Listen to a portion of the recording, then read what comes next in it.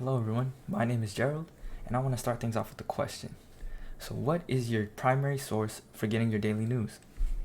If your answer did not involve Twitter, Facebook, or Instagram, you might learn a thing or two in this presentation. If you did, then you might have a little bit of a head start, but you can still learn some things. Today we will be looking at how traditional media has evolved and melded together with the latest social media platforms. Social media has many different aspects to it that make it such a unique and innovative tool, but we will be focusing on three main things. The first is how the current media is now more than just news reporters. The second is how athletes use social media to address social change, and the third is the spread of misinformation in the general media. So without further ado, let's get started. I thought it might help to start out by breaking down what the media is. On the left side of the screen, we have the traditional media. And as technology started to develop and grow at a faster rate, the media was able to adapt and pick up these new digital media strategies, which are what you see on the right side of the screen. Both of these types of media work hand in hand in order to create today's overall general media. However, social media has always been a thing. For example, writing letters to one another or even the telegraph. These examples count as social media because in a way, this was considered to be the earliest forms of social networking. The big change in social media is tied to the advancement of technology. By the 1980s, home computers were becoming more common and social media was becoming more sophisticated.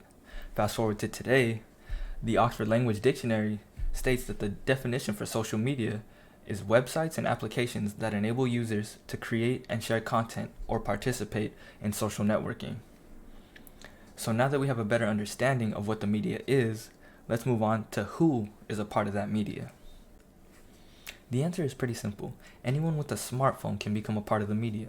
Social media has made it possible for people to share opinions and information almost instantly and globally.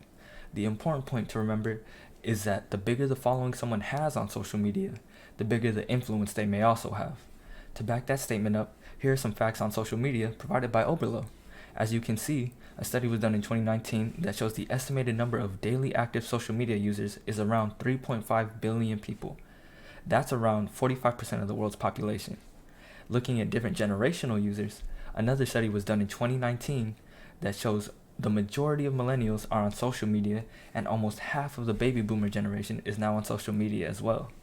To round things off, one study was done in 2018 and that showed that the average time spent on social media per day was around 3 hours. Now, 3 hours is a lot of time to pick up information, and that's a lot of people to be picking up information. So what are some of the things that people are looking at during that time? This is where the athletes come in. Within sports, athletes, coaches, and teams all have their own social media outlets.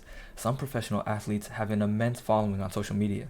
David Rowe, author of the book Sport, Culture, and the Media, The Unruly Trinity, does an amazing job examining the ways in which media sport has insinuated itself into contemporary everyday life.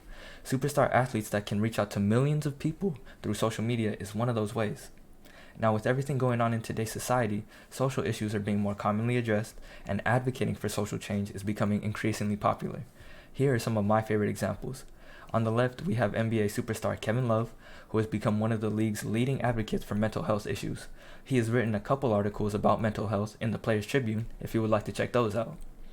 Next in the middle, we have LeBron James, arguably one of the best basketball players of all time, who is always addressing and combating social issues. One of the more well-known projects is the opening of the I Promise School in his hometown of Akron, Ohio. How do I know about all this? He is one of the athletes that is constantly always on my social media feed. And last but certainly not least, Ibtihaj Muhammad on the right, a U.S. Olympic medalist in fencing who was also the very first female Muslim medalist, is one of the greatest change agents I know. I had the great opportunity to meet her and talk to her for a while, and one of the biggest accomplishments that she is most proud of is getting Barbie to create a doll in her image. Having the power to influence young girls through a doll that they can relate to in terms of looks is a big deal.